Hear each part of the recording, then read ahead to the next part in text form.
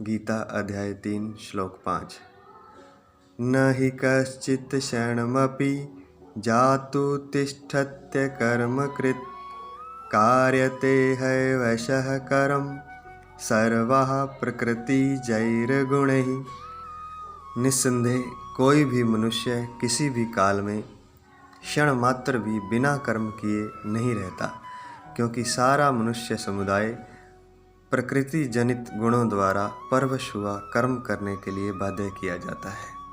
भगवान कृष्ण अर्जुन को समझा रहे हैं कि कर्म किए बिना क्षण मात्र भी और किसी भी काल में कोई मनुष्य नहीं रह सकता, क्योंकि प्रकृति जनित गुणों द्वारा प्रकृति जय गुणे अवश हुआ परवश हुआ कर्म करने के लिए बाध्य किया जाता है। अर्थात कर्म तो करना ही होता है, कर्म तो करना ही पड़ेगा, कर्म से ही साधना की शुरुआत करनी पड़ेगी। कारण ये बताया है कि कोई रह ही नहीं सकता कर्म किए बिना, क्योंकि माया के वश में है, प्रकृति के वश में हुआ या कहें परवश हुआ वो कर्म करता है, उसे करना ही पड़ता है।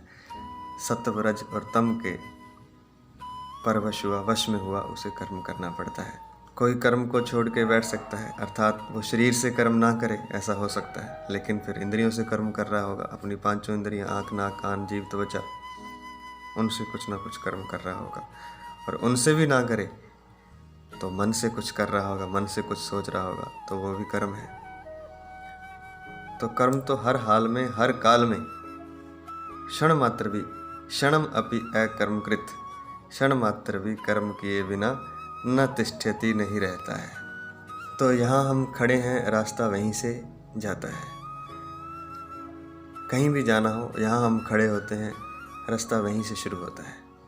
विश्व में कहीं भी जाना हो, ब्रह्मांड में भी कहीं भी जाना हो, तो रास्ता वहीं से है, जहाँ से आप खड़े हो वहीं से शुरू होता है। तो यहाँ हम खड़े हैं, वहाँ कर्म है, कर्म हमेशा हमें करना होगा। तो कर्म को किस तरह से योग बनाया जाए, ये पीछे के अध्याय में भी बताया जा चुका है, पीछे के अध्याय में 2 में बताया जा चुका है। अब यहाँ पर कर्म योग का ये अध्याय 3 है, तो इसमें विस्तार से आगे और बताया जाएगा कि कर्म को किस तरह से योग बनाया जाए।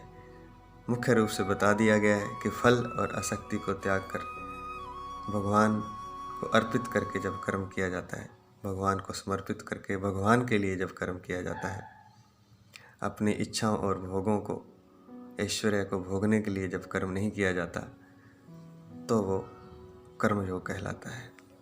इसकी विस्तार से और भी आगे चर्चा होगी। जय श्री कृष्ण।